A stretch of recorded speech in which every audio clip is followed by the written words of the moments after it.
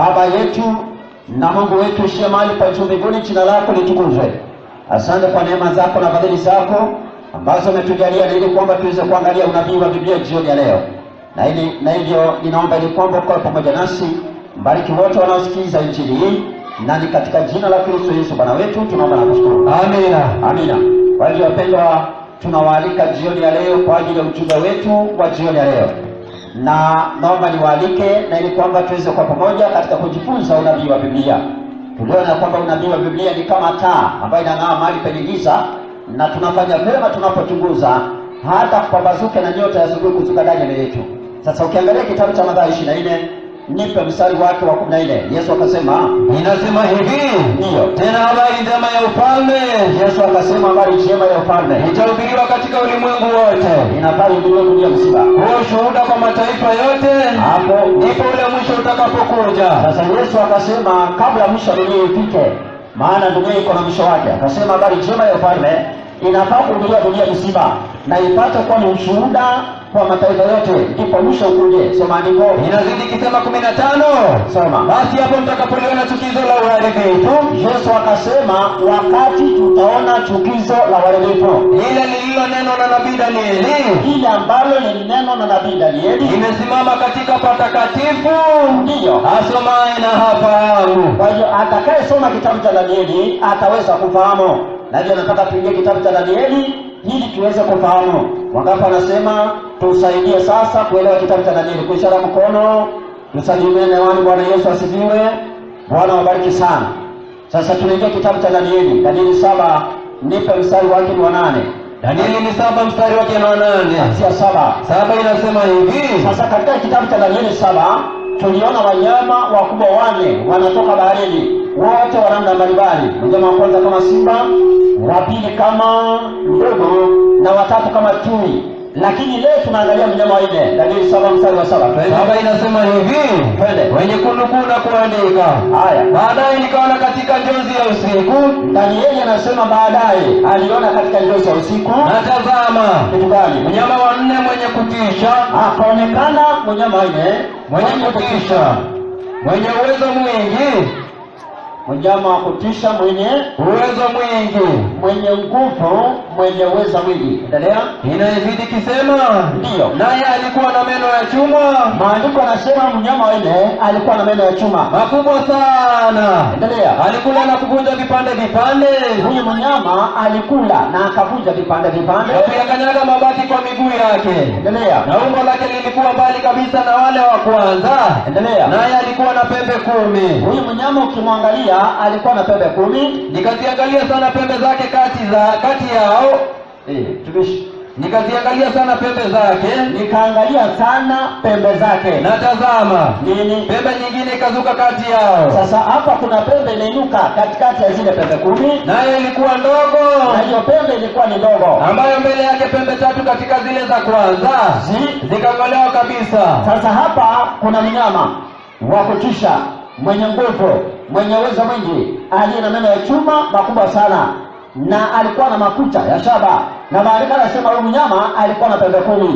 Na Danieli akaangalia sana zile pembe zake 10, lakini kukainuka pembe ndogo aliyeng'oa pembe 3, zikabaki ngapi? 7. Naye kawa wa 8. Sasa malizia andiko. Inazidi kisema hivi, na tazama, katika pembe hiyo mlikuwa na macho kama macho ya mwanadamu. Hii pembe ambayo iliinuka ilikuwa na macho kama macho ya mwanadamu, na kinywa kilichokuwa kikinena maneno makuu. Tulia. Pembe mdogo akakaa na masikio, ni macho na kanywa. Sasa tunaingia katika Biblia, tunaangalia mnyama wa 4 anasimamia nini? Danieli 7:23 inasema hivi, alisema akanena hivi, huyo mnyama wa 4 atakuwa ni ufalme wa 4. Akanena hivi, huyo mnyama wa 4 atakuwa ni ufalme wa 4 juu ya dunia. Maandiko yanasema mnyama wa 4 atakuwa ni ufalme wa 4 juu ya dunia, utakaokuwa mbali na falme zile zote. Asante. Kwa hivyo hapa kuna ufalme wa 4, mnyama wa 4, ufalme wa 4. Tuliona mnyama wa kwanza, ufalme wa kwanza dunia, ambao ni ufalme wa Babeli. Mnyama wa pili, ufalme wa pili, ambao tuliona ni ufalme wa Wamedi na Wajemi. Mnyama wa tatu, ufalme wa tatu, ambao tuliona Mnyama wa tatu tukaona ni mnyama ambaye anaitwa chui, ambaye ni ufalme wa Yunani. Na hizi falme tatu tukaziona ya kwamba shetani alizitumia kuharibu ama kukataa sheria za Mungu. Kwa mfano, ufalme wa kwanza wa Babeli uliofanyishwa na simba, ambao uliongozwa na mtu alikuwa anaitwa Nebukadneza kama ufalme wa Babeli. Ufalme ule uliamua kukataa amri ya Mungu ya pili inayosema usijifanyie sanamu ya kuchonga, na wakaamua kuelekeza watu kuchonga sanamu na kuinamia sanamu. Huo ni ufalme wa kwanza. Ufalme wa pili, mnyama anaitwa Dugo. Mnyama anaitwa Dugo ni ufalme wa Medi na Wajemi, Medo Persia. Ufalme ule uliamua kukataa amri ya kwanza ya Mungu, wakaweka mwanadamu kama Mungu ili abudiwe kama Mungu, na wakakataa amri ya Mungu ya kwanza ambayo inasema mimi ni Bwana Mungu wako niliyekutoka katika nchi ya Misri, usio na miungu mingine ila mimi. Kwa hivyo wale wakaamua kukataa amri ya Mungu, wakaamua kuweka mwanadamu kama Mungu. Alafu amri samani mnyama wa tatu chui, tukaona ni ufalme wa Yunani, ufalme ambao uliamua kukataa amri ya Mungu ya tatu. Kwa njia gani? Kwa maana walileta masomo na mafundisho ya filosofia ambayo iliinua mawazo ya wanadamu kuliko vile Mungu anavyosema neno lake. Ndivyo. Na watu wengi wakaingizwa katika mtego wa kuinua mawazo yao na nadharia zao na kuleta mafundisho ya wanadamu na kuleta mapokeo ya wanadamu, na ili kwamba wakatae sheria za Mungu ama amri ya Mungu, na ili kwamba wajipata wanataja jina la Mungu bure huku akiwa wamekataa sheria za Mungu. Na hivyo wakakataa amri ya tatu ya Mungu inayosema usitaje jina la Bwana Mungu wako bure. Sasa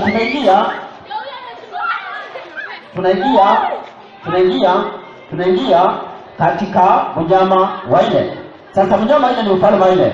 Ufalme wa nne unafanishwa na mnyama ambaye ni wa kutisha aliye na meno ya chuma, na pia katika Danieli 2 anafanishwa na miguu ya chuma. Kwa hiyo huu ni ufalme wa chuma, it is an iron monarchy. Sasa ufalme huu wa chuma ni ufalme gani? Nipe kitabu ni kile cha Kumbukumbu la Torati. Kumbukumbu la Torati, mwalimu wangu, 28:47. 28:47 Inalisema 28:47 Biblia Takatifu inasema hivi. Endelea msomaji. Inasema hivi, mwalimu wangu, kwa kuwa hamkuitikia Bwana, kwa kuwa hamkumwitikia Bwana Mungu wako. Soma vizuri msomaji. Najua tunaanguza mada ya leo, sio mchezo. Hiyo Biblia inahitaji kusoma vizuri tu, alafu mtashukuru. Maandiko yanasema nini? 28:47. Twende. 47 inasema hivi. Iseme, kwa kuwa hamkumwitikia Bwana, kwa kuwa hukumwitikia Bwana. Ai. Soma hiyo andiko vizuri kusomaji. Samahani, kwa kuwa hukumtumikia Bwana Mungu wako. Hiyo andiko nasema kwa kuwa hamkumtumikia Bwana. Samahani mwalimu wangu. Barikiwa. Kwa kuwa hamkumtumikia Bwana Mungu wako. Twende. Kwa furaha na moyo wa kushukuru. Kwa furaha na moyo wa kushukuru. Mungu anazungumza na Israeli. Twende. Kwa ajili ya ule wingi wa vitu vyote. Ndio. Kwa hiyo utawatumikia adui zako. Mungu akasema ninyi mtatumikia adui zenu atakaoleta Bwana juu yako. Nao adui ni Bwana atakaowaleta juu ya wana Israeli. Kwa njaa ataleta njaa, na kwa kiu, na kwa uchi, ndio, na kwa uhitaji wa vitu vyote. Atafanya wawe na uhitaji wa vitu vyote. Naye atakuvika kongwa la chuma. Naye atakuvika kongwe la chuma shingoni mwako hata atakapokwisha kukuangamiza. Sasa hapa Mungu anazungumzia ufalme ambao unafanishwa na kongwe la chuma, na ufalme huu utafikia mahali pa kuangamiza wana wa Israeli, na watafikia mahali pa kuwa na uhitaji wa vitu vyote. Huu ufalme gani wana wa Israeli waliofia? Unaweza kuwashika mateka na unaweza kuwafanya ili wawe na uhitaji wa vitu vyote. Ni ufalme gani huo? Nipe kitabu cha Wana. Ufalme gani wana wa Israeli waliofia sana, na ufalme huu unafanishwa na chuma? Hayo ni monarchy. Nipe kitabu ni cha Yohana 47. 11:47 inasema hivi mpaka 48. basi wakuu na makuhani na mafarisayo Endelea. wakakusanya baraza wakasema, nini? tunafanya nini? Wakaulizana, tunafanya nini? Maana mtu huyu afanya ishara nyingi, Kwa sababu huyu mtu ambaye anaitwa Yesu anafanya miujiza mikubwa, tukimwacha hivi na tukimwacha Yesu hivi watu wote watamwamini, watu wote watamwamini na Yesu. Warumi watakuja. Kina nani? Warumi watakuja, Twende. watatuondolea mahali petu na taifa letu. Kwa hivyo kama kuna taifa ama kama kuna serikali ambao wana Waisraeli waliofia sana kama amri zao, ni serikali ya Warumi. Wanasema Warumi watakuja, watatuondolea mahali petu na taifa letu. Na ni kwa kweli hiyo taifa la Israeli la Warumi ndilo ambalo hatimaye walikuja kuangamiza mji wao na wakateketeza wakawa wachache hesabu yao, Ndivyo. halafu wakawafanya wawe na uhitaji wa vitu. Kwa hivyo Waroma ndiyo serikali ya nne kutoka dunia, na ndio serikali ambayo ilichukua kutoka kwa Yunani. Ndiyo walioshinda wa Yunani, Warumi wakaingia kutoka dunia. Serikali ya Warumi walianza kutawala mwaka wa 168 kabla ya Kristo Yesu mpaka mwaka wa 476. Yesu alizaliwa akapata serikali hii kitawala. Yesu aliweza kuzaliwa akapata serikali hii kitawala, na alipokuwa katika ulimwengu, Yesu hatimaye serikali iliamua hata kumua Yesu. Sasa kabla sijaingia pale, naomba kwanza unipe kitabu ni kile cha Danieli 11 ya kwamba serikali ndio serikali Yesu alizungumzia, ambayo itakuwa ni serikali ya nne kutoka dunia, inaitwa serikali ya Roma. Nipe kitabu cha Danieli 11 mstari wake wa 20. Biblia takatifu inasema hivi, Nasema ndipo badala yake atasimama mmoja katika serikali ya Roma atakayepitisha mwenye kutoza ushuru. atakayepitisha mwenye kutoza nini? Ushuru. Kwa hiyo hapa kunainuka mfalme katika serikali ya Roma, mfalme mwenye kutoza ushuru. Nani aliinuka mwenye kutoza ushuru? Nipe kitabu cha Luka. Luka 2. Na kama ili ieleweke vizuri utamsomea pia Kiingereza. Mwenye kutoza ushuru, tax, mwenye kutoza ushuru. Nipe Luka 2:1. Zote inasema hivi, Ndiyo. siku zile amri ilitoka kwa Kaisari Augusto ya kwamba iandikwe orodha ya majina Ndiyo. ya watu wote wa ulimwengu. Asante. Orodha hii ndiyo ya kwanza iliyoandikwa hapo Kirenio. Endelea. Alipokuwa liwali wa Shamu, Ndiyo. watu wote wakaenda kuandikwa. Tulia. Sasa chukua pia Kiingereza. Inakuambia hiyo kuandikwa Kiingereza inasema je, kutoza ushuru? Msikia? Luka 2 mstari wake ni wa kwanza. Kiingereza. And the Bible says, Inasema and it came to pass in those days Ndiyo. that there went out a decree and decree from Caiaphas Augustus from Caesar Augustus that all the world should be taxed. that all the world should be done what? Should be taxed. Taxed. Inafaa itozwe ushuru. Bali aliyeinuka mfalme katika Roma kwenye kutoza ushuru anaitwa Augustus Caesar, ama Caesar Augustus, ama Kaisari Augusto. Kaisari Augusto ndiye aliyeinuka katika serikali ya Roma akatoza ushuru, na wakati ule ndipo mtu alikuwa anaitwa Yusufu na mke Mariamu walienda kuandikwa, na hapo Yesu akazaliwa. Kwa hiyo serikali ya Roma, Yesu alizaliwa chini ya serikali hiyo. Yesu akazaliwa chini ya serikali ya Roma. Sasa hii serikali ya Roma ukiangalia mahali ulikuwa unasoma Danieli 11, naomba uendelee mstari wa 21. Ni serikali ambayo baada ya Yesu kuzaliwa ilikuwa imejiandaa hata kumwangamiza Yesu. Soma andiko hiyo. 21 inasema hivi, Inasema kisha badala yake atasimama mmoja, mtu astahilie kudharauliwa, ambaye hakumpa heshima ya ufalme, twende. naye atakuja wakati wa amani. Angalia, huyo mfalme ambaye aliinuka baada ya mfalme alikuwa anaitwa Augustus Caesar, kuliinuka mwingine alikuwa anaitwa Tiberius Caesar. Kaisari Tiberio alipoinuka, hebu sikia vile alifanya. Naye ataupata ufalme kwa kujipendekeza. Yeye hakupigana vita ili apate ufalme, alipata ufalme kwa kujipendekeza. Twende 22 inasema hivi, nasema na wale wenye silaha mfano wa gharika watagharikishwa mbele yake na kuvunjika. Naam, mkuu wa maagano pia watavunja hata mkuu wa maagano pia. Na baada ya maagano atatenda kwa hila, maana atapanda naye atakuwa hodari pamoja na watu wadogo.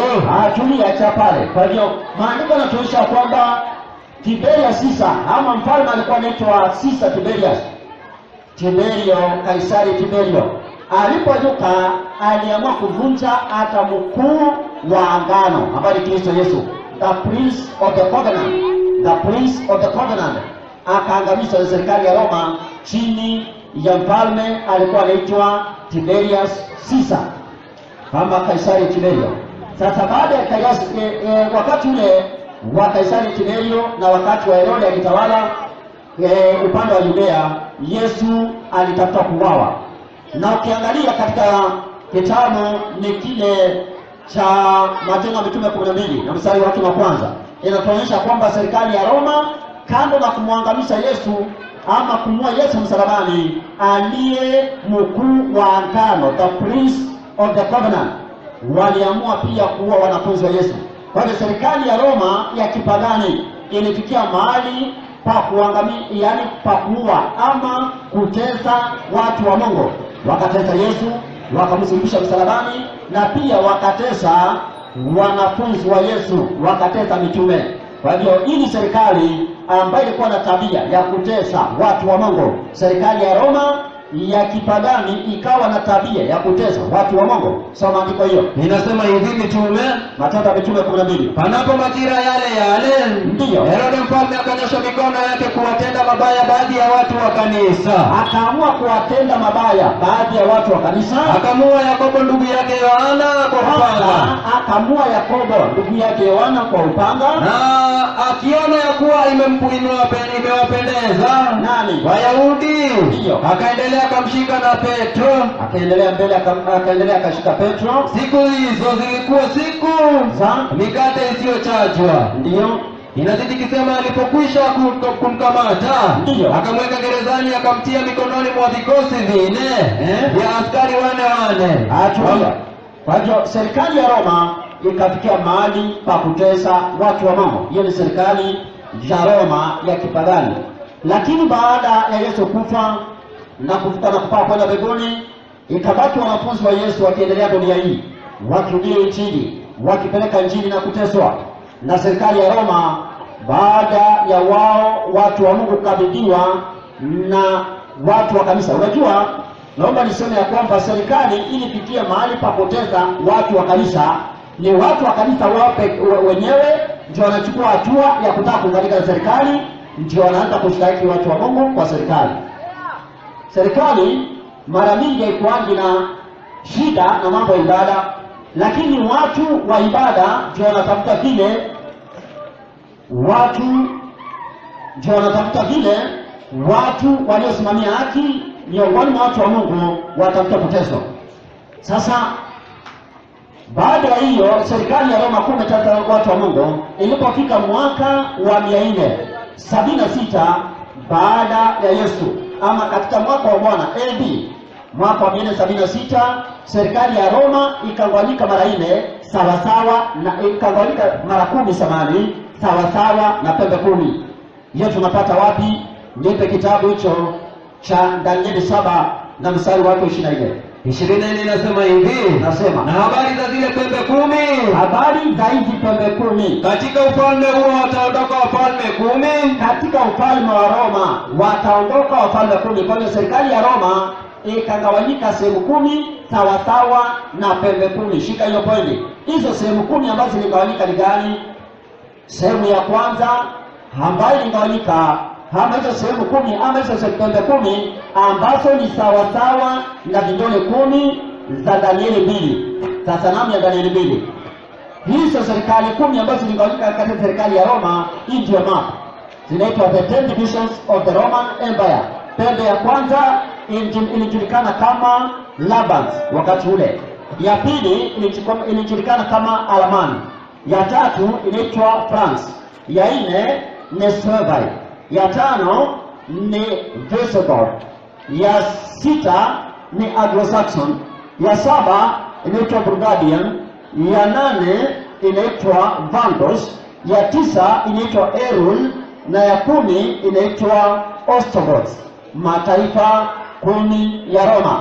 Lakini siku ya leo watu wajua haya majina, wanajua majina rahisi kama haya. Ya kwanza ambayo inaitwa France, kitambo inaitwa France ama Ufaransa Kweli. Kiswahili. Ya pili inaitwa Italy ama Uitaliano. Ya 3 ni Spain ama Hispania Kiswahili. Ya 4 ni Portugal ama Ureno. Ya 5 ni German ama Ujerumani. Ya 6 ni Switzerland ama Uswizi. Ya 7 ni England ama Uingereza. Ya 8 ni Erundi ama Erulai. Ya 9 ni Vandals ama Wavandoli, na ya 10 ni Ostrogoth ama Waostrogothi. Mataifa 10 ya Roma. Lakini maandiko yalituambia kwamba serikali ya Roma ilikuwa ivunje dunia yote vipande vipande na kuikanyanga. Ndivyo. Hivyo ndivyo Biblia ilivyosema. Danieli 7 nipe mstari wake wa 8. Wa 8 inasema hivi. Nasema, nikaziangalia sana pembe zake. Nisomee hiyo 8, 7. 7 inasema hivi mwalimu wangu. Nasema. Inasema hivi. Ndiyo. Baadaye nikaona katika jozi ya usiku na tazama, Ndiyo. mnyama wa 4 mwenye kutisha. Huyu mnyama wa 4 mwenye kutisha, Mwenye nguvu, aliyekuwa na nguvu, mwenye uwezo mwingi. Ndiyo. Naye alikuwa na meno ya chuma makubwa sana. Alikula na kuvunja vipande vipande. Yaani hiyo serikali ya Roma ilikuwa ivunja dunia mzima vipande vipande, Na kuyakanyaga mabaki kwa miguu yake. na kukanyanga mabaki kwa miguu yake. Tulia. Kwa hiyo serikali ya Roma ilikuwa ivunja dunia yote vipande vipande. Kwa hiyo walianza kule Roma, wakangawanyisha sehemu 10.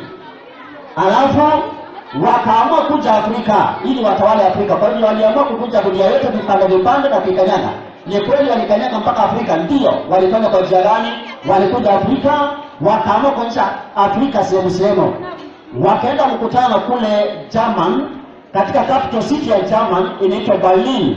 Berlin ni capital city ya German. Wakafanya mkutano mkubwa unaitwa Berlin Conference. Berlin Conference. Wakafanya kitu ambacho kinaitwa Scramble and Partition of Africa. Wakagawanyisha Afrika sehemu sehemu na wakaitawala, wakaikanyanga, wakaitawala. Hapa Kenya sehemu moja ikiitwa Kenya ya Afrika ikakanyangwa na taifa moja la Roma ambayo inaitwa Uingereza ama England, Uingereza. Utakubaliana nami, hata babu zetu walikuwa wanapigana vita, walipigana vita ambazo zinaitwa Mau Mau hapa Kenya, wakipigania uhuru wa nchi yetu ya Kenya. Kwa nini? Walikanyangwa na Waroma. Sehemu ya Roma inaitwa Uingereza. Kwa hiyo wakatimiza unapewa Biblia ya kwamba walikuwa wavunje dunia yote vipande vipande na kuikanyanga. Kwa hiyo unabii wa Biblia ni wa kweli. Ndio inafanya nione kwamba Biblia ni ya kweli kabisa. Ni kweli. Inatuonyesha unabii wa Biblia, yaani historia ya Biblia vile inaenda. Sasa unaona? Kwa hiyo kufika pale Roma, baada ya kuimegawanyika sehemu 10, kuna kitu ambacho tumeambiwa ya kwamba hizi pembe 10 ambayo ni mataifa 10 ya serikali ya Roma.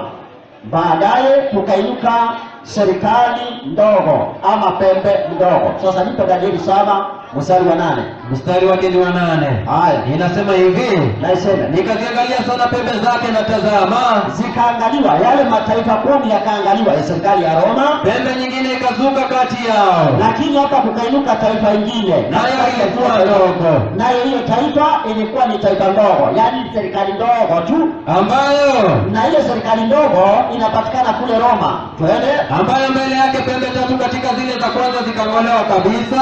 Sasa hii taifa ndogo ilipoinuka ama pembe ndogo alipoinuka, aling'oa pembe 3, mataifa 3. Nipe Danieli 7:24. 20 inasema hivi, Danieli na habari za zile pembe 10 Ndiyo. katika ufalme huo wataondoka wafalme 10, Andiko nasema palikuwa painuke mataifa 10 katika serikali ya Roma. Twende. na mwingine ataondoka baada ya hao, Na serikali nyingine ndogo ilikuwa inuke baada ya hizi serikali 10, naye atakuwa mbali na hao wa na kwanza, hii serikali itakuwa tofauti na hizi serikali za kwanza. naye atawashusha wafalme 3. Kwa hii serikali ilipoinuka ikaondoa mataifa ama serikali 3, falme 3.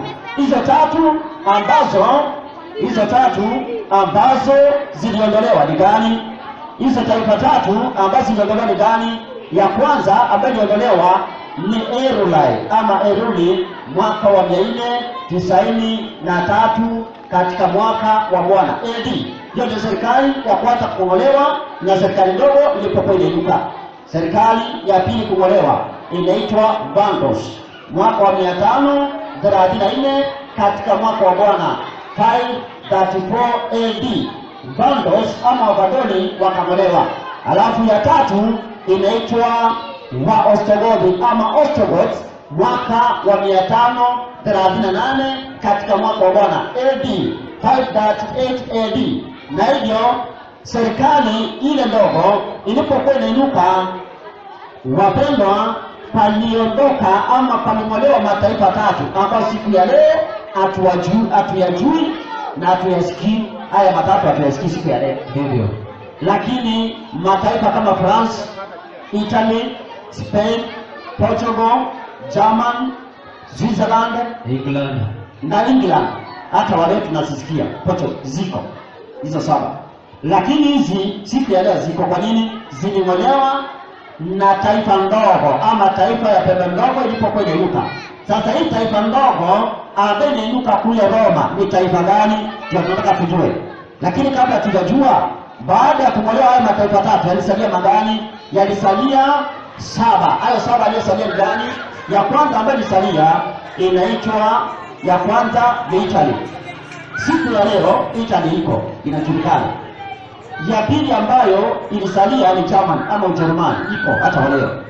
Ya tatu ambayo ilisalia ni France, hata leo iko Ufaransa. Ya 4 ni Portugal, iko hata leo. Ya 5 ni Spain, iko hata leo Spain. Ya 6 ni Switzerland, iko mpaka leo.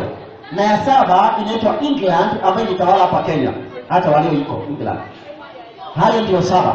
Sasa tunataka kuuliza, hii ule upembe mdogo ni nani? Ama hii taifa ndogo ambayo iliinuka kule Roma ikang'oa mataifa tatu yakabaki 7 naye akawa 8. Haya hii taifa ndogo ni taifa gani? Nipe kitabu cha Danieli 7 mstari wa 8, alafu kusaidie kuelewa pembe mdogo ni nani. Mstari wa 8 inasema, Danieli 8 Danieli 7 7:8. Mwalimu wangu, haya, nikaziangalia sana pembe zake, hata ndio natazama pembe nyingine ikazuka kati yao, ikaonekana pembe ndogo ikizuka katikati ya zile pembe 10, nayo ilikuwa ndogo, na hii pembe ilikuwa ni ndogo, ambayo mbele yake pembe tatu zile za kwanza zikang'olewa kabisa. Endelea. Natazama katika pembe hiyo mlikuwa na macho kama macho ya mwanadamu. Hii pembe iliinuka ilikuwa na macho kama macho ya mwanadamu Endelea. Na kinywa kilichokuwa kikinena maneno makuu. Hebu tulia.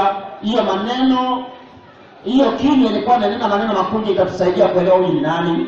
Kinywa akawa pembe mdogo ama serikali ndogo kule Roma ilipoinuka ikawa na kinywa cha kunena maneno makuu. Gani hayo? Kwanza nipe Ufunuo 13 mstari wa 5. Ufunuo 13 mstari wake ni wa 5. Pembe mdogo ako na kinywa, na kinywa chake ni cha kunena maneno makuu. Kinywa chake ni cha kunena maneno makuu. Soma 13:15 inasema hivi. Ufunuo 13 mstari wa 5. Mstari wa 5 inasema hivi, mwalimu wangu. Haya. Naye akapewa kinywa cha kunena maneno makuu. Sasa hii serikali ya pembe mdogo alipewa kinywa cha kunena maneno makuu ya makufuru. Ya makufuru. Asante. Kwa hiyo pembe mdogo kinywa chake ni cha kunena maneno makuu ya makufuru. Sasa anakufuru kwa njia gani? Maneno makuu ya makufuru. Kukufuru ni kufanya nini katika unabii wa Biblia? Nipe kitabu cha Yohana 10:33. Yohana 10:33. Kukufuru, tunauliza swali. Je, kukufuru ni kufanya nini katika unabii wa Biblia? Inasema hivi. Aiseme. Yesu akawajibu, kazi njema nyingi nimewaonyesha zitokazo kwa Baba. Kwa ajili ya kazi ipi katika hizo unanipiga kwa mawe? Sasa huyu ni Yesu akauliza, je, maana mimi nimefanya kazi nyingi njema. Kazi nyingi njema ambazo nimefanya zitokazo kwa Baba, ni kwa ajili ya kazi ipi katika hizo mnanung'unika kwa mawe. Wayahudi wakamjibu, kwa ajili ya kazi njema tukupigi kwa mawe, kwa ajili ya kazi njema tukupigi kwa mawe, bali kwa kukufuru na kwa sababu wewe uliye mwanadamu wakifanya wewe mwenyewe Mungu. Asante. Kwa hivyo kukufuru ni jambo rahisi tu. Kukufuru ni mwanadamu wa kawaida kama mimi na wewe kujifanya Mungu. Sasa mwanadamu anaweza kujifanya Mungu kwa njia gani? Kwani Mungu ako na tabia gani? Ndipo Ufunuo 15 mstari wake ni wa 4. Mstari wake ni wa 4 inasema hivi, Ufunuo 15 ile, ni nani asiyekucha Bwana na kulitukuza jina lako, kwa kuwa wewe peke yako mtakatifu. Ati kwa sababu wewe peke yako mtakatifu. Sasa ningependa na ile kwamba sasa tuombe, alafu baada ya kuomba tuweze kuendelea, maana sasa tumeingia katika mada ambayo itaki muzaa wala mchezo. Sasa wacha tuombe ili tuendelee na mada hiyo. Tunaomba. Baba yetu na Mungu wetu shemali kwa juu mbinguni, jina lako litukuzwe. Tumefika mahali ambapo shetani hapendi kabisa pakinguzwa, lakini kwa sababu wewe ni Mungu mwema unayetupenda na kusudi lako ni kwamba wanadamu kipindi cha duniani wenyewe kweli mahali upo wakapata kuokolewa, basi naomba unijalie neema nisinene yaliyo yangu, bali ninene yaliyo yako na yanayotokana na neno lako. Naomba ili wote wanaosikiza wasaidie kuelewa na wasione kana kwamba kuna kuingiliwa, wala wasione ya kwamba sisi tuko na chuki na mtu yeyote, bali waelewe ya kwamba tunataka kufunua kweli za Mungu jinsi zilivyo katika maandiko. Tunaomba malaika wako watakatifu wenye nguvu watulinde, na tunaomba ili kwamba ulete hali ya utulivu, na ili kwamba neno lako lifikie watu wengi kwa njia njema ya kueleweka na kusikilika. Uwe pamoja nasi tunapoendelea, katika jina la Kristo Yesu Bwana wetu tunaomba na kushukuru. Amina. Amina.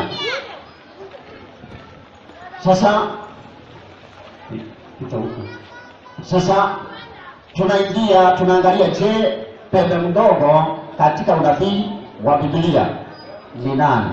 Serikali ndogo ni serikali gani? Sasa maandiko kuna kitu ambacho imetuambia. Imetuambiaje? Imetuambia kwamba kukufuru, hii serikali ndogo inanena maneno makuu ya makufuru. Na maandiko akatuambia kukufuru ni mwanadamu kama mimi na wewe kujifanya kuwa Mungu. Sasa Mungu ako na tabia gani? Ufunuo 15 mstari wa 4. Ufunuo 15 mstari wake ni wa 4, mwalimu wangu. Barikiwa. Inasema hivi, naiseme, ni nani asiyekucha Bwana? Maandiko anauliza swali, ni nani asiyekucha Bwana na kulitukuza jina lako? Kwa hiyo Mungu ako na jina lake ambalo linafaa kutukuzwa, kwa kuwa wewe peke yako mtakatifu. Kwa hiyo Mungu ako na sifa za pekee. Yaani yeye ni mtakatifu. Ati yeye ni mtakatifu. Sasa mtu akiamua kuchukua sifa hizo ambazo ni za Mungu, basi atakuwa amekufuru. Sasa kwa sababu ya sifa za Mungu, ndio maana Mungu ako na jina lake la pekee. Yaani 17:11 kitabu cha Yohana 17:11. Kitabu cha Yohana inasema hivi, hapa kuna serikali inazungumziwa na ni serikali ndogo na imeinuka kule Roma. Hainuki mahali pengine, imeinuka kule Roma, na hii serikali ambayo imeinuka Roma iko na kukufuru. Yaani inanena maneno ya kukufuru. Sasa kukufuru ni kufanya nini? Maandiko yametuambia kukufuru ni mwanadamu kama mimi na wewe kujifanya kuwa nani? Mungu. Sasa Mungu tukaona tabia yake ni kwamba ni mtakatifu, na kwa sababu ya utakatifu wake ako na jina la sifa zake. Jina gani? 17:11 inasema hivi, kitabu cha Yohana, wala mimi simo tena ulimwengu. Huyu ni Yesu anasema, wala mimi simo tena ulimwenguni, ndio, lakini hao wamo ulimwenguni. Yesu akasema wanadamu wamo ulimwenguni, nami naja kwako. Sasa hapa Yesu akasema nami naja kwako, Baba mtakatifu. Yesu alikuwa anaenda wapi? Yesu alikuwa anaenda wapi, msomaji? Kwa Mungu, mwalimu wangu. Wapi hapo? Mbinguni, mwalimu wangu. Barikiwa. Kwa hiyo Yesu hapo anaenda Roma, alikuwa anaenda wapi? Mbinguni. Alikuwa anaenda mbinguni. Sasa alipokuwa anaenda mbinguni, alisema anaenda kwa nani? Baba mtakatifu mwalimu wangu. Kwa Baba mtakatifu. Sasa rudia hiyo andiko. Inasema hivi. Haya. Wala mimi simo tena ulimwenguni. Huyu ni Yesu anasema, akasema simo tena ulimwenguni. Lakini hao wamo ulimwenguni. Nami naja kwako. Nani? Baba mtakatifu. Ati nani? Baba mtakatifu. Bado jina Baba mtakatifu. Jina la nani? Na Yesu mwalimu wangu. Sasa wewe toka hapo, mtu mwingine akuja nisamee. Nataka mtu tuendanisha vizuri, pole pole, kwa haraka na kwa utaratibu. Maana muda unaenda. Naomba nikuulize swali na jibu mara moja. Watu wote tulisha akusaidie. Inaonekana umechoka kidogo, lakini barikiwa. Nashukuru kwa muda. Kwa hiyo tunataka mbio, ninataka mbio kidogo. Na nataka mtu ambaye tunaelewana, nikimuuliza swali ako tayari kujibu. Haya. Barikiwa. Sasa maandiko yanatuambia kwamba anaitwa Baba mtakatifu ni nani? Ni Mungu wa mbinguni. Anaitwa Baba mtakatifu. Na hakuna mwanadamu katika ulimwengu anafaa kuitwa Baba mtakatifu. Lakini dunia hii na specifically kule Roma kuna serikali na ni ndogo, ni serikali ndogo, yaani ni taifa ndogo, si taifa kubwa, ni taifa ndogo ambaye imeweka mwanadamu anaitwa Baba mtakatifu. Hiyo ndio serikali ambayo ilitokea kule Roma, serikali ndogo, na imeweka mwanadamu anaitwa jina la Mungu. Jina gani? Baba mtakatifu. Yaani sasa Wajaluo katika hiyo jina wanasemaje? Uoromalero. Uoromalero. Na ukienda kwa Wakamba wanamwita Asamodeu, wanamwita Asamodeu. Ukienda kwa Gikuyu wanamwita Fafamoderu. Ukienda kwa Wameru wanamwita Papo Mukembu. Ukienda kwa Wakisii patia huyo wanamwita Tato Omochelu. Tato Omochelu. Tato Omochelu. Sana barikiwa. Wazungu wanamwita Holy Father. Holy Father. Kwa hiyo hapa ni serikali ambayo inajulikana kabisa iko duniani, na ni serikali ndogo, inaanza kule Roma, na ilipoinuka ikang'oa mataifa tatu, na iliinuka na ikaweka mwanadamu akaitwa jina la Mungu, jina Baba mtakatifu. Unaona? Sasa tunauliza swali. Mungu alikubali na ni kwamba mwanadamu aitwe jina lake. Nipe kitabu cha Isaya 48 mstari wa 11. Haya. 48:11 kitabu cha Isaya. Je, Mungu anakubali na ili kwamba mwanadamu aitwe jina lake? Soma andiko hiyo. Kwa ajili ya nafsi yangu, kwa ajili ya nafsi yangu nilitenda haya. Twende. Je, litie unajisi jina langu? Mungu anauliza, je, litie unajisi jina langu? Wala sitampa mwingine nini? Utukufu wangu. Kwa hiyo Mungu hawezi kubali jina lake na utukufu wake ape mwanadamu wa kawaida kama mimi na wewe. Mwanadamu ambaye anaingia kwa hoteli anakula chakula. Ugali mandondo. Anakula ugali mandondo. Lakini akikuja katika masuala ya ibada anaitwa Baba mtakatifu kama Mungu. Mungu amekataa, amesema jina lake haisikubali hivyo. Na ukiangalia katika kitabu cha Mathayo, Yesu alionya kitambo akasema hivi, Mathayo 23 mstari wa 9. Usikia? Inasema Biblia takatifu. Na iseme, wala msimuite mtu baba duniani. Msimuite mtu baba duniani. Maana Baba yenu ni mmoja, aliye wa mbinguni. Sasa Yesu akasema, call nobody father on earth, for one is your father who is in heaven. Unaona?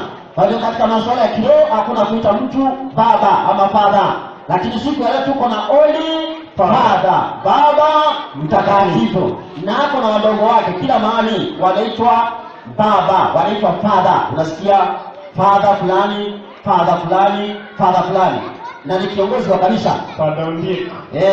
Sasa unasikia anaitwa jina la Baba wa mbinguni. Katika masuala ya kimwili tuko na baba wazazi. Waebrania 12 mstari wa 9. Katika masuala ya kimwili tuko na wazazi wetu ambao tunaweza kuita wa baba. Tunaweza waita baba. Lakini pia katika masuala ya kiroho hakuna kuita mtu baba. Nipe andiko hiyo. Inasema Waebrania 12:9. Na pamoja na hayo, ndio tulikuwa na baba zetu wa mwili, walioturudi. Twende. Nasi tukawastahi, yani tukawatii. Basi si afadhali sana kujitia chini ya baba wa roho zetu na kuishi. Kwa hiyo tuko na baba wa roho zetu aliye mbinguni, anaitwa Baba mtakatifu. Unaona? Lakini katika masuala ya kiroho hakuna mwingine tunafaa kuita baba ama father. Tuko na mmoja aliye mbinguni anaitwa Baba Mtakatifu. Lakini duniani tuko na serikali ndogo kule Roma inaweka wanadamu anaitwa jina Baba Mtakatifu. Anaitwa hivyo. Na ameweka wadogo wake wanaitwa father, wanaitwa baba. Na ukiangalia wanapoitwa baba hawana watoto, lakini tunajua kwamba kiongozi wa kanisa anafaa kuwa na watoto, si kweli? Ni kweli. Si unipe Timotheo kwanza 3. Haya, Timotheo kwanza 3 nipe 1. Ni neno la kuaminiwa. Mtu akitaka kazi ya askofu. Unajua askofu kama nani? John Joel. Na mwingine nani? Margaret Wanjiru. Kuna mwingine alikuwa anaitwa Ndingi mwana wa Nziki. Askofu. Na huyu anaitwa askofu mkuu. Anaitwa askofu mkuu. Bishop. Sasa askofu, mtu akitaka kazi ya askofu, yaani kiongozi wa kanisa, twende atamani kazi njema. Hiyo ni kazi nzuri. Basi mempasa askofu awe mtu asiyelaumika. Point number 1, asilaumike. Mume kwa mke mmoja. Wewe sikia mke wa huyu. Wapi? Hawoi. Lakini maandiko yanasema kiongozi wa kanisa anafaa kuwa mume wa mke mmoja na si mwanamke. Sasa angalia makanisa yamejaa, lakini wanaoongoza huko wanawake. Maandiko yamesema kiongozi wa kanisa anafaa kuwa mwanamume. Na ushika hiyo point. Kiongozi wa kanisa, pastor, bishop anafaa kuwa ni mwanaume wa mke mmoja, si mwanamke wa mume mmoja. Lakini siku ya leo nasikia bishop Margaret Wanjiru. Unaona? Hatari. Anasoma Biblia gani? Kwa hiyo hakuna kiongozi wa kanisa mwanamke. Hakuna bishop mwanamke kwa kanisa. Anafaa kuwa ni mume wa mke mmoja. Nisome mstari wa 4. Inasema twende, mwenye kuisimamia nyumba yake vema. Kumbe kiongozi wa kanisa anafaa kuwa ni mwanaume aliye na nyumba, anasimamia nyumba yake vizuri, ajuaye kutiisha watoto katika ustahifu, na hapo na watoto na ni watiifu. Twende, yaani mtu asiyejua kuisimamia nyumba yake mwenyewe atalitunzaje kanisa la Mungu? Kwa hiyo uzoefu wa kutunza kanisa la Mungu unaanza nyumbani kwako. Kwanza unakuwa kiongozi wa nyumba yako, kanisa ndogo ambalo umepewa na Mungu hapo nyumbani kwako.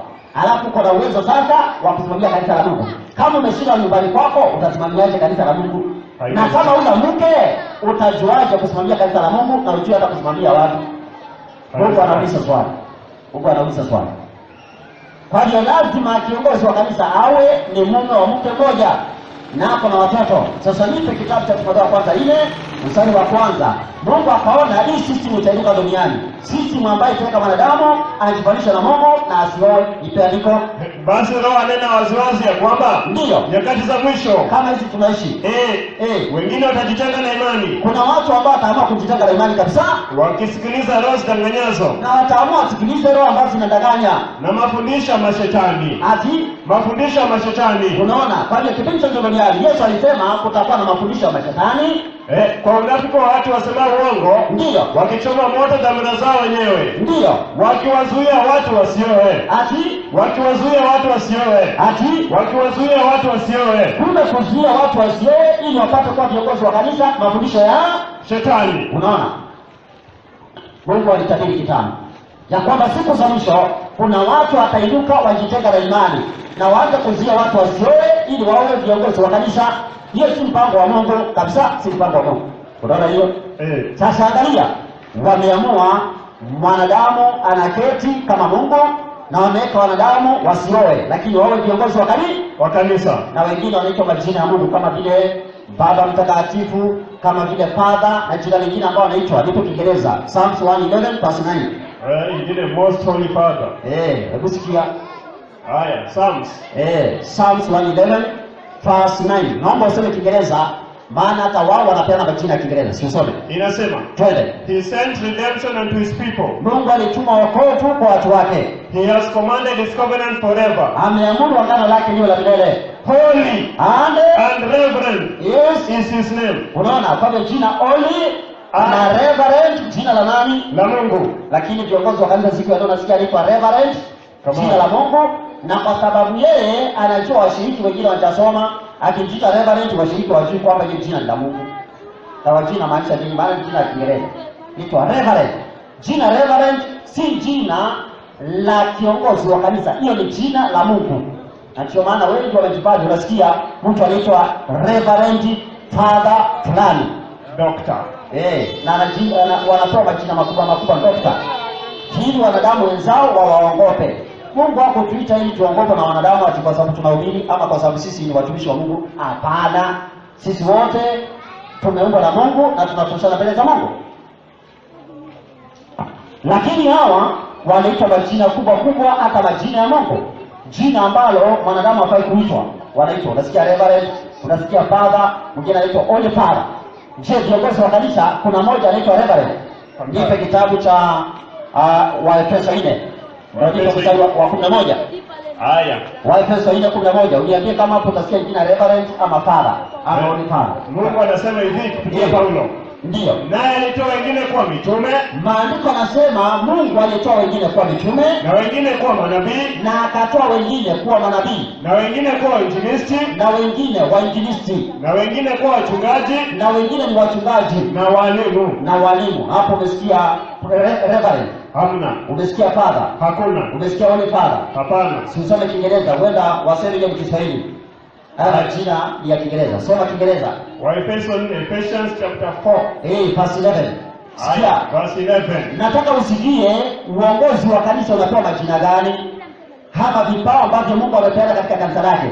Hakuna mmoja inaitwa Reverend wala Holy Father ama Father. Soma. And he gave some apostles. Alipeana wengine kwa mitume, apostles, And some prophets. prophets, manabii, And some evangelists. wengine wainjilisti, evangelists, And some pastors. wengine pastors And teachers. and teachers. Sasa hapo Reverend iko wapi? Hakuna. Sasa unaona hawa wakaingia katika hali ya kujifanya kama Mungu, na wakaamua waoi kinyume cha mpango wa Mungu.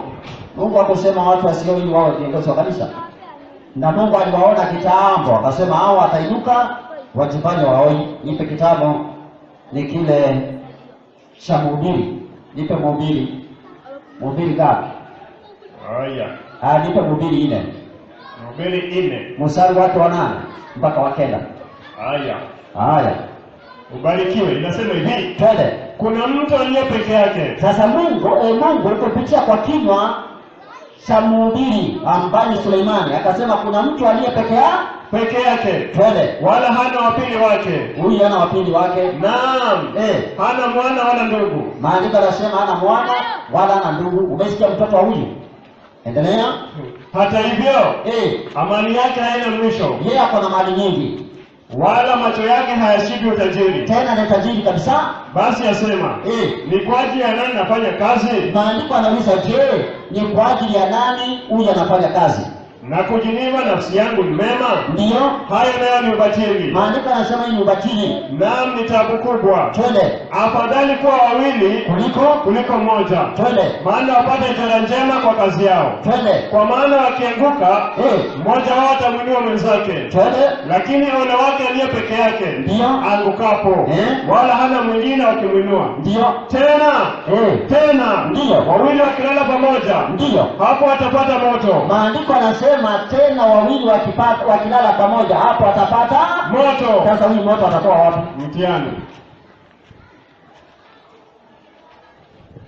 Je, maandiko anauliza sasa huyu hapo peke yake moto atapata wapi? Maandiko anauliza. Kwa hiyo Mungu alimuona kitambo atainuka na ataamua ataoa. Unaona?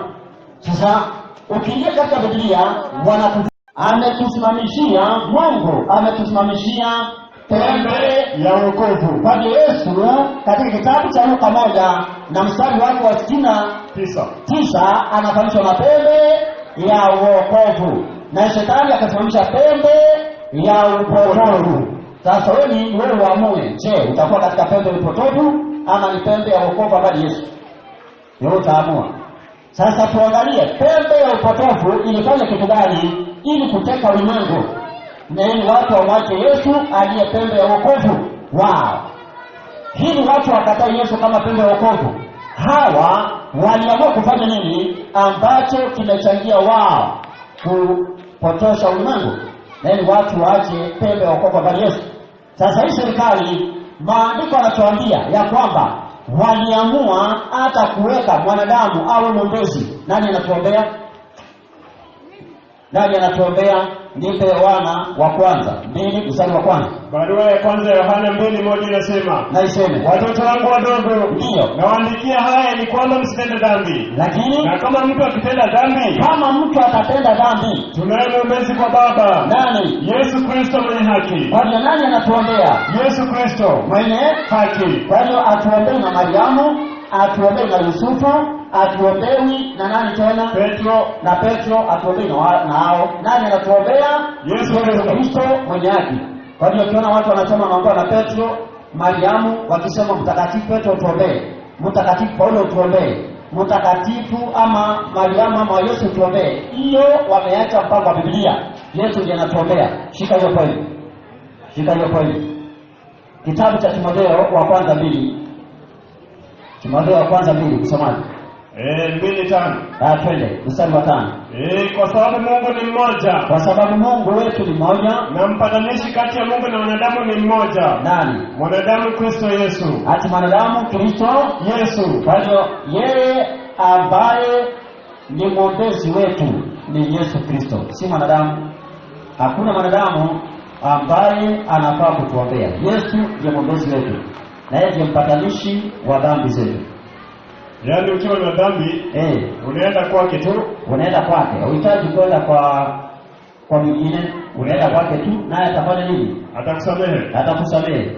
Sasa jambo lingine ambalo aliomba kufanya, ambayo ndio nataka nibalize nayo, na hili ndio la muhimu, limeteka Wakristo wengi, ndio hili tarehe 7:25 inasema, twende. naye atanena maneno kinyume chake aliye juu. Maandiko yanasema hii serikali ilikuwa inene maneno kinyume chake aliye juu. Twende. Naye atawadhoofisha watakatifu wake aliye juu. Naye ataamua kudhoofisha watakatifu wa Mungu. Kwa hiyo serikali iliamua kutesa watakatifu wa nani? Wa Mungu. Unaona, waliamua kutesa watakatifu wa Mungu. Waliamua kutesa watakatifu wa Mungu. Hiyo ni point number 1. Endelea. Naye ataazimu kubadili majira na sheria. Ataazimu kubadilisha majira na sheria. Ataamua kubadilisha majira na sheria za Mungu. Kwa hiyo serikali iliamua kubadilisha majira na sheria za nani? Za Mungu. Za Mungu. Wataamua kubadilisha majira samani na sheria za Mungu. Sasa ni sheria gani waliamua kubadilisha? Tunarudi katika Biblia, kitabu cha Isaya. Kwa nini serikali iliamua kubadilisha sheria ya Mungu iliyo na majira yake? Ni serikali iliamua kubadilisha sheria ya Mungu iliyo na majira yake. Iliyo na majira yake. Sasa tunataka kuangalia katika Biblia. Ndiyo, kuna sheria moja ambayo aliamua kupiga marufuku kabisa. Unajua ni gani? Kuna sheria moja aliamua kukataa kabisa, akasema hiyo hatuitaki, lakini kuna ile ambayo imekuwa majira yake waliamua kubadilisha. Sasa tunataka tuangalie katika Biblia ni gani waliamua kubadilisha. Lakini kabla tujaangalia ile ambayo waliamua kubadilisha, tunaangalia je, ni gani ambayo waliamua kukataa kabisa? Ni gani waliamua kukataa kabisa? Ukiangalia amri ya pili walipiga marufuku akasema tuitaki. Amri ya pili inasema aje? Kwenye kitabu cha Kutoka 20, na ukiangalia mstari wake ni ule wa 4. Inasema usijifanyie sanamu ya kuchonga. Usijifanyie sanamu ya kuchonga, wala mfano wa kitu chochote kilicho juu mbinguni, ndio, wala kilicho chini duniani, wala kilicho majini chini ya dunia. Ndio. Usivisujudie wala kuvitumikia. Wakaamua kupiga marufuku amri hiyo, usivisujudie wala kuvitumikia, kwa kuwa mimi Bwana Mungu wako ni Mungu mwenye wivu. Ndio. Na wapatiliza wana maovu ya baba zao hata kizazi cha 3 na cha 4 cha wanichukiao. Nami na warehemu maelfu wanipendao na kuzishika amri zangu. Kwa hiyo amri ya pili wakapiga marufuku, wakasema hatuitaki, ndio maana unachonga sanamu hata wa leo. Na katika Agano Jipya Mungu amekataa hata kuchonga sanamu. Nipe 6:16 wa Korintho wa pili. Wa Korintho wa pili. 6:16. Mungu akakataa na akapiga marufuku ibada ya sanamu. Soma andiko hilo. Inasema hivi. Ndio. Tena pana mapatano gani kati ya hekalu la Mungu na sanamu? Mungu anauliza mapatano yanatokana wapi kati ya hekalu la Mungu, kanisa la Mungu na sanamu. Kwa hiyo ina maana ya kwamba kanisa la Mungu haifai kuwa na sanamu. Yohana wa kwanza 5:21. Yohana wa kwanza 5:21. Lakini siku ya leo napata kuna mashiraini nyingi zimewekwa. ambazo watu wanaenda kupigia magoti sanamu, wanaenda kuabudu sanamu. Zingine wanaweka kwa shingo, zingine sanamu wanaweka kwa gari, wanasema ni Yesu, wanasema inawalinda. Tangu lini kitu ambacho hakiongei kinakulinda? Baada ya kukubali ulindwa na malaika, unakubali kulindwa na vinyango. Malaika nao watafanya kazi gani? Soma andiko hiyo. Inasema, watoto wadogo, ndio, jilindeni nafsi zenu na sanamu. Mungu akasema tujilinde nafsi zetu na sanamu. Na sanamu hizi hata zenye tunaweka kwa shingo haziwezi kutulinda. Nani anatulinda? Zaburi 34, nipe mstari wake na tumaini wa 7. Haya.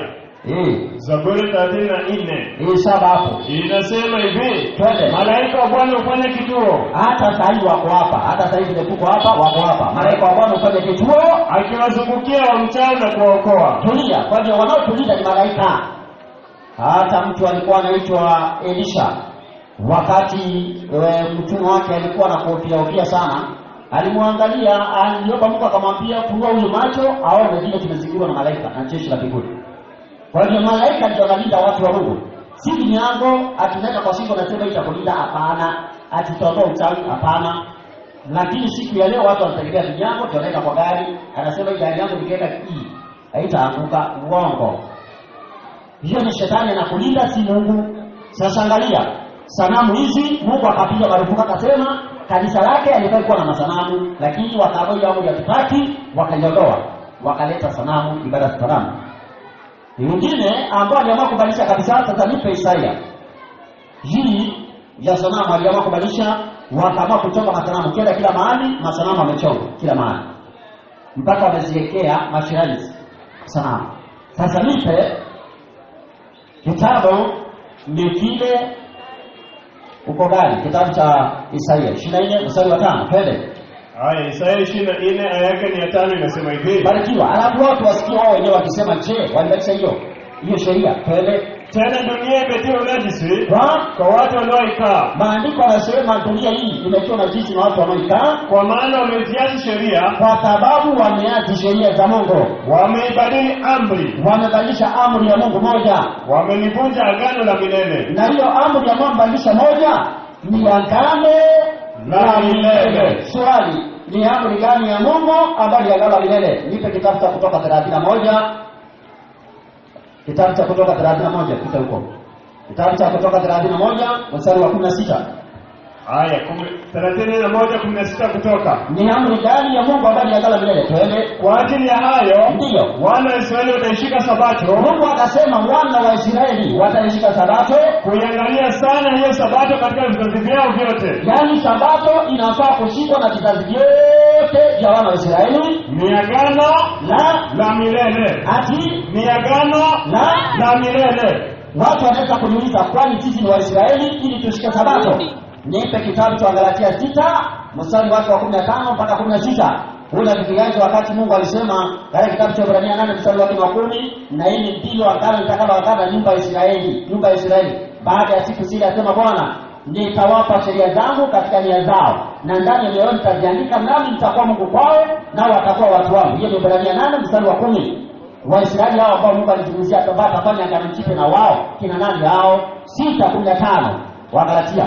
Kwa sababu kutahiriwa si kitu wala kutahiriwa. Waisraeli ndio walitahiriwa, watu wa mataifa hawakutahiriwa. Soma, bali kiumbe kipya. Angalia, bali kiumbe kipya. Twende. Na wote watakaoenenda kwa kanuni hiyo, wote ambao wataenenda kwa kanuni ya kiumbe kipya, amani na iwe kwao na rehema. Twende. Naam, kwa Israeli wa Mungu. Wale Israeli wa Mungu ni wale ambao wanakubali kuenda katika kanuni ya kiumbe kipya. Tunakuwa kiumbe kipya kwa jirani. Ukisoma Korintho wa 2:5 mstari wa 17, maandiko yanatuonyesha tunakuwa kiumbe kipya kwa jirani. Hali imekuwa mtu akiwa ndani ya Kristo, wale wote walio ndani ya Kristo Yesu amekuwa kiumbe kipya. Unaona? Kwa hiyo tunakuwa kiumbe kipya kwa njia ya kuwa ndani ya Kristo Yesu. Na wale ambao wako ndani ya Kristo Yesu ndio wanatunza Sabato. Nipe kitabu cha Yohana wa kwanza 2 mstari wa 6. Watu ambao wako ndani ya Kristo Yesu ndio wanatunza Sabato. Yohana wa kwanza 2 mstari wa 6. Maria anasema, yeye asemaye ya kuwa anakaa ndani yake, yeyote anayesema kwamba anakaa ndani yake, imempasa kunenda mwenyewe kama vile kama yeye alivyoenenda. Kwa hiyo ukisema uko ndani ya Yesu unafaa kuenenda sawa sawa na nani? Na Yesu. Sasa Yesu atakuwa dunia hii, je, angetunza Sabato? Sawa. Nipe kitabu cha Marko, ndio nzuri. Marko 1, nipe mstari wa 16. Sitaki kupitia mafungu ambayo mtumishi alipitia. Sitaki kupitia hayo. Kuna mengi tu sana. Angalia.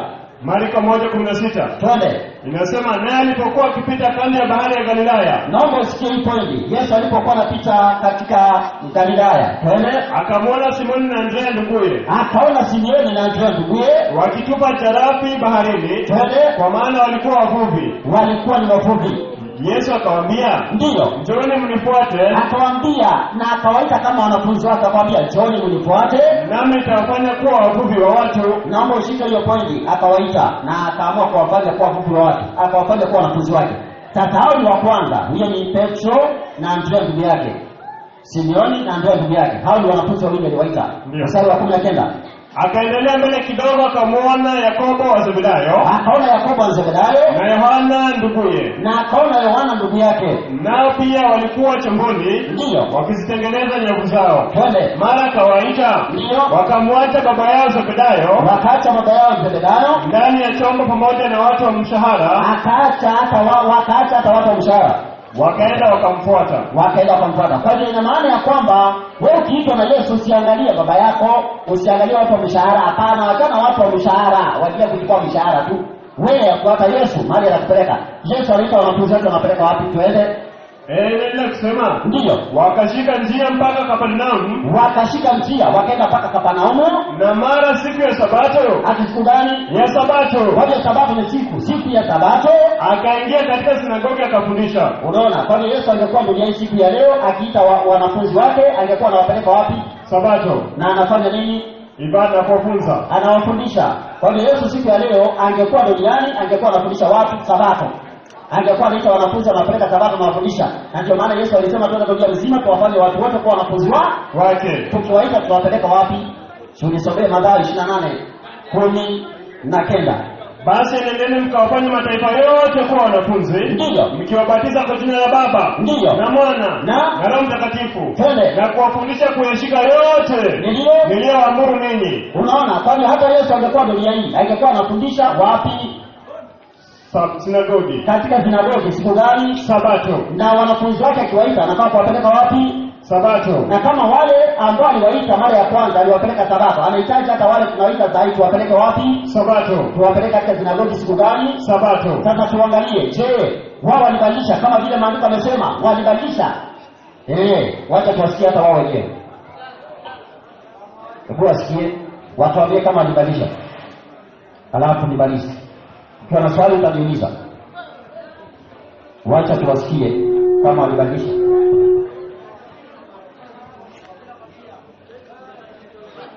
Samahani, usijali, inakuja saa hii. Tunataka tuwasikie kama walibadilisha ama ni uongo. Tunataka tusikie watu wawili alafu tumalizia hapo. Wacha tuwasikie wao wenyewe wakisema.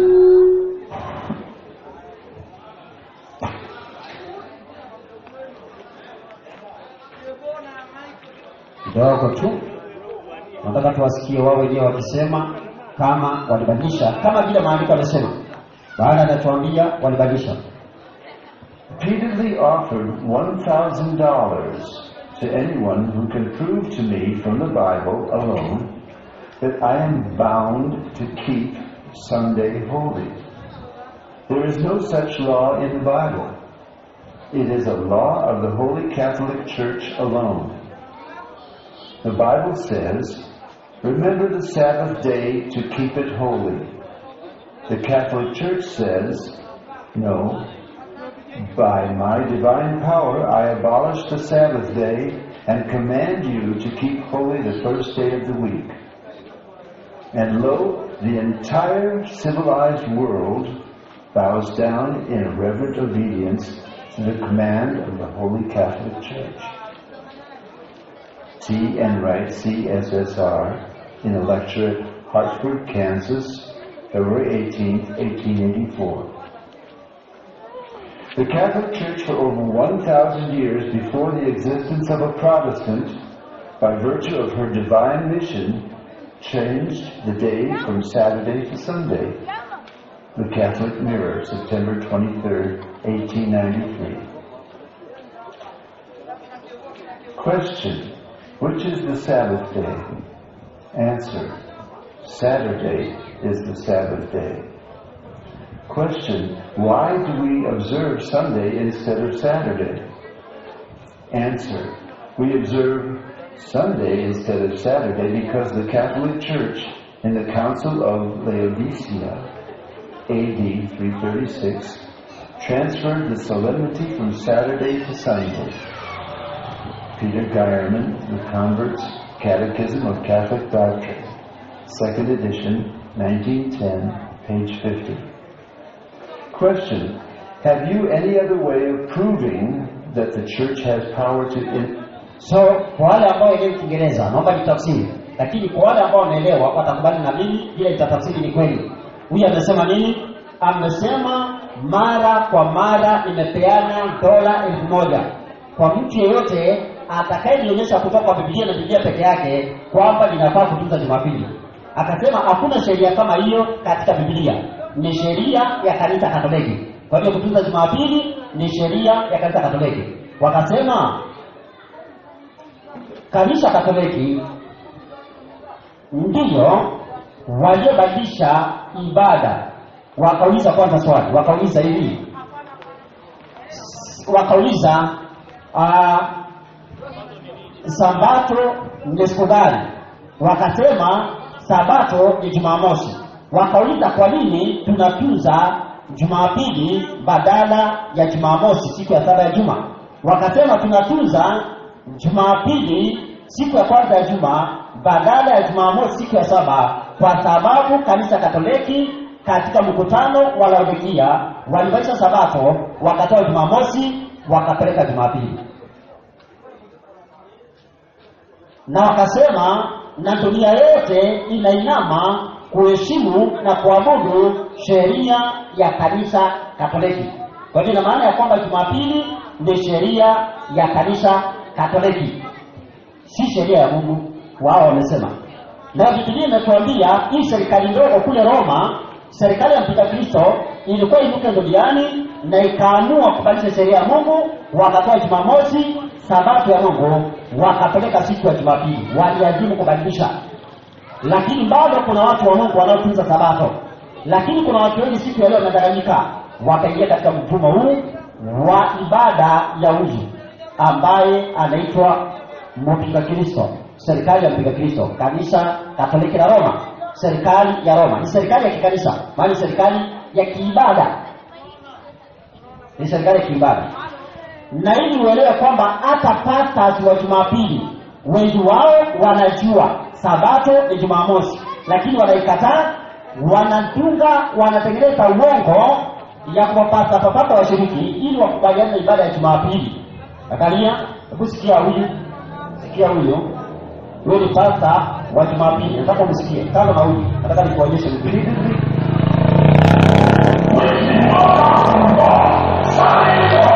It's of the devil. If you didn't know, read my lips. I'm telling you the truth. I'm not a prophet of doom. I'm a prophet of God. I'm telling you, this thing about Sunday is what has weakened the church more than all the demons, more than every Satan, more than all the witches. Sunday worship is the greatest witchcraft of the church. Never was it started by God. Read your Bible. Never. The church, when it was God, did not meet on Sunday.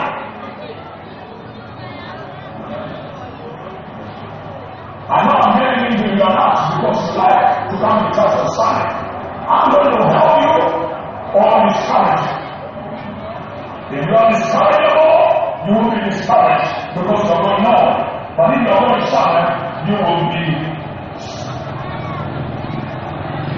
Some people jump in the inside of you and say, I'm living wrong, and I'm not going to live by this anymore.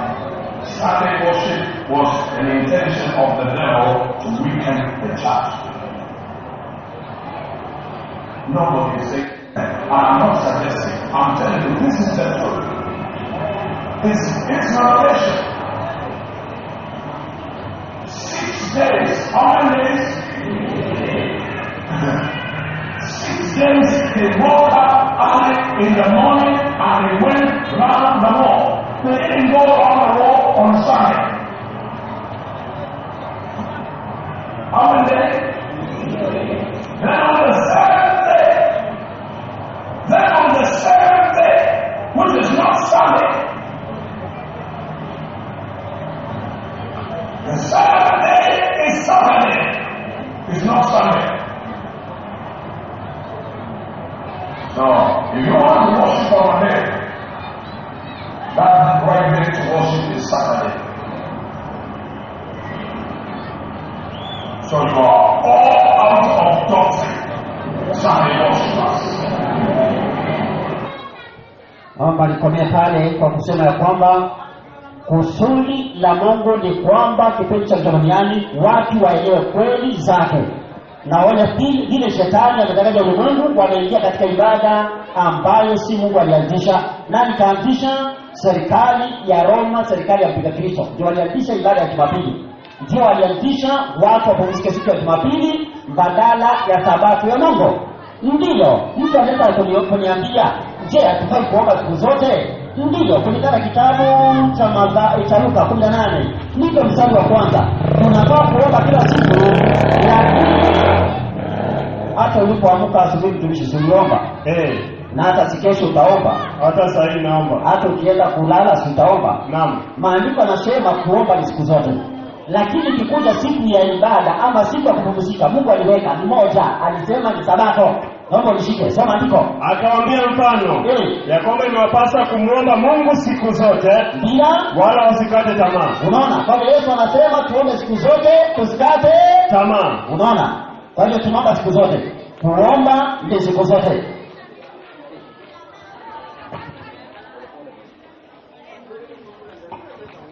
Kuomba ni siku zote. Lakini siku ya kupumzika ambayo Mungu aliweka inaitwa siku ya Sabato. Inaitwa siku ya Sabato. Na hiyo siku ya Sabato wametuambia ni Jumamosi. Mwalimu aliyekuwa anafundisha Biblia alituonyesha ni Jumamosi. Na hata ukitaka kuthibitisha zaidi, tunaweza kuthibitisha zaidi na Biblia kwamba ni Jumamosi. Siku ya Sabato ni Jumamosi, na ndio siku ya kupumzika, Sabato. Ndio maana tulishinda katika ibada tukiwa tunapumzika Sabato. Tumekuja hapa masaa ya kuhubiri hapa. Tumeshinda kutoka asubuhi katika ibada ya Mungu ya Sabato. Kwa hiyo Sabato ya Mungu ipo. Na ni wale ambao wanataka kufuata ukweli wa Mungu wataitunza. Hata mimi nilikuwa mtu wa Jumapili pasipo mimi kujua. Lakini baada ya kusikia ukweli nikaamini. Kama wewe unafaa kuamini hata sasa hivi. Upige mahesabu uangalie, je, nitaendelea kutunza ibada ambayo shetani ndiye alianza kupitia serikali ya Roma? Kama uko pamoja nami tusalimiane. Bwana Yesu asifiwe. Tusimame tuombe. Maandiko alituambia kitabu cha Yohana kwanza 2 na mstari wake ni wa 6 ya kwamba yeye asemaye ya kuwa anakaa ndani yake imempasa mwenyewe kuenenda sawa sana vile Yesu alivyoenenda. Luka 4:16 maandiko yanatuonyesha kwa kweli kwamba Yesu alitunza nini? Sabato. Unaona? Soma andiko hiyo. Haya, baraka kwanza Yohana 2:6. Haya, yeye asemaye ya kuwa anakaa ndani yake ndiyo imempasa kuenenda mwenyewe vile vile kama yeye alivyoenenda. Kwa hiyo kama tunasema tunakaa ndani ya Yesu, tunafaa kuenenda sawa sana nani? Na Yesu. Kuna mahali popote Yesu alitunza Jumapili katika Biblia? Hakuna. Yesu alitunza nini? Luka 4:16. Akaenda Nazareti. Hapo alipolelewa. Huyo ni Yesu. Na siku ya Sabato. Siku gani? Ya Sabato. Twende. Akaingia katika sinagogi kama ilivyokuwa desturi yake. Akasimama ili asome. Kwa hiyo Yesu angekuwa dunia hii, angefundisha wapi? Sabato. Angefundisha katika sinagogi siku ya Sabato. Kwa hiyo Yesu anaita watu wake katika ibada yake ya kweli ya Sabato. Wale ambao wanataka tumalizie kwa ombi pamoja, vuka tulaini kuja hapa tuombe pamoja na Mungu awabariki sana. Wanaosema tungependa tumalizie kwa ombi pamoja, tuvuke tu tukuje tuombe pamoja na Mungu awabariki sana. Mungu ajalie neema, na ni kwamba hapa unaona hapa malaika wa Mungu wamejaa hapa kutulinda na kuhimiza ndani ya moyo wako, na ili kwamba Mungu akusaidie kuamini kweli zake. Karibia tuombe pamoja. Na Mungu awabariki sana. Karibieni tuombe pamoja. Mungu kusudi lake ni kwamba kipindi cha duniani watu wake wapate kuokolewa, na usiogope mwanadamu. Mwanadamu ana uzima milele. Uzima milele unapatikana katika Kristo Yesu Bwana wetu. Karibieni tuombe. Karibieni tuombe. Na Mungu awabariki sana. Najua kwamba Mungu ako na kusudi jema na kila mmoja wetu. Na ningependa tuombe na ili kwamba Mungu atujalie neema tuweze kutafakari neno la Mungu na tufanye uamuzi bila kuogopa mwanadamu.